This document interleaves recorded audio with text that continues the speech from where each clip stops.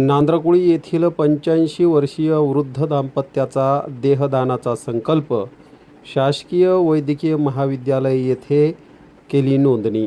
बुलढाणा तालुक्यातील नांद्रकुळी येथील रहिवासी निंबाजी पाटीलबा काळवाघे वय वर्ष 85 व त्यांच्या पत्नी सौ लक्ष्मीबाई लिंबाजी काळवाघे या दाम्पत्याने मरणोपरांत देहदानाचा संकल्प केला आहे।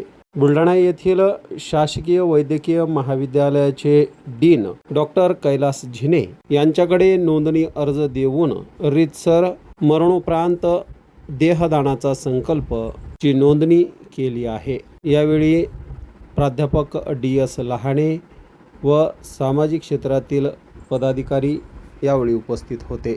बुलढाणा येथे नव्यानेच सुरू झालेल्या शासकीय वैद्यकीय महाविद्यालयात दरवर्षी 10 मृतदेहांची शैक्षणिक कामासाठी आवश्यकता असते, परंतु नव्याने सुरू झाल्याने औरंगाबाद येथून 5 मृतदेह घेण्यात आले होते, तर आता सध्या वैद्यकीय महाविद्यालय बुलढाणा येथे 9 मृतदेह उपलब्ध असल्याची माहिती मिळत आहे। शासकीय वैद्यकीय महाविद्यालयात शिकणाऱ्या विद्यार्थ्यांना शिक्षण घेण्यासाठी मृतदेहांची आवश्यकता असते। यासाठी जागरूक नागरिकांनी मरणोपरांत देहदानाचा संकल्प करून बुलढाणा शासकीय वैद्यकीय महाविद्यालय येथे देहदान नोंदणी करावी असे आवाहन देखील यावेळी करण्यात आले।